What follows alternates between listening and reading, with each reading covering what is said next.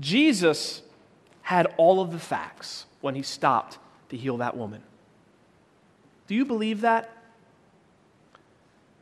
Jesus had all of the facts. Everything we know, Jesus knew. He also knew that he was here for the glory of God. He also knew that these trials meant something. Why did he wait to raise Lazarus from the dead? What for? When he was asked that by his sister, why did he wait for that moment so that the glory of God could be revealed? Just like in your life and in my life, Jesus has all of the facts. And with your struggle this morning, he's saying, do not be afraid, only believe. This past Halloween, I'll lighten it up a little bit for you. My daughter Eva, I love that girl. She's just awesome. She wanted to be Rapunzel for Halloween, and I was going to be Flynn Rider. I am her prince, remember? And she wanted to be Rapunzel, so we got her the Rapunzel dress, the cute little dress. We just couldn't wait to put it on her, and the Rapunzel whatever else. There's lots of Rapunzel stuff out there. And we got her a wig, because I guess Rapunzel has, Entangled has the real long hair, right? And she hangs out of the tower, so we said, we're going to get you a wig for your Rapunzel costume, because your hair, and she just couldn't wait to get this wig. And so we went out and got this wig. It was this long, blonde, flowing wig, just a couple of bucks at Walmart or something, this cheap wig. And we bring it home, and she says, oh, now I can be Rapunzel, and Daddy, you be Flynn Rider.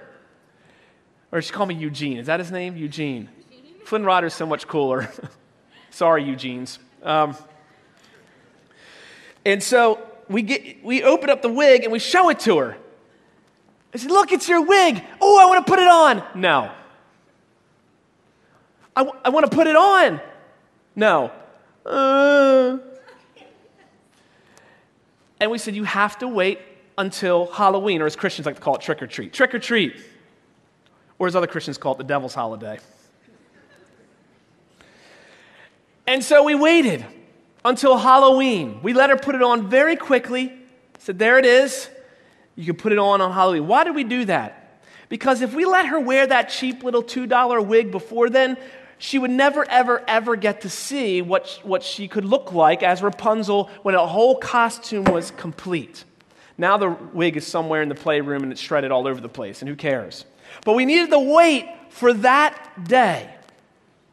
You bet Eva, that was the most important thing in her world at that moment, was wondering, what's wrong with Mom and Dad's timing? I want to wear the wig now.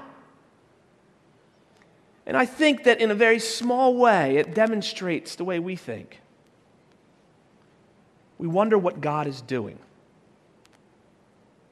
Tim Keller says about this passage, it seemed Jesus was delaying for no good reason.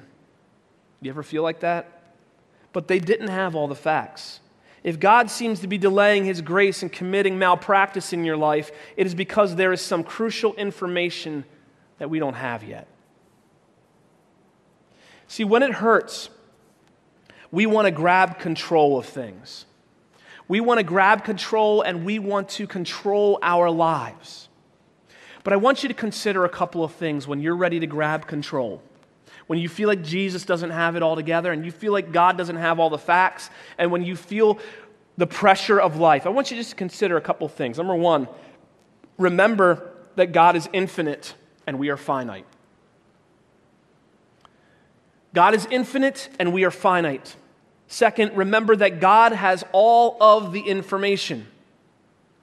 He knows what you're going to do to that wig. He knows what the end day is going to look like. He knows what is being done in your life. He knows. And He loves you. And third, even at your worst time, even through the worst circumstances, even through your moments of doubt, even through those times when you have the news delivered the way Jairus' friend delivered the news, even in those moments when you hear those words, when the room is closing in, even in those moments, at your worst, remember that God has given His best, Jesus.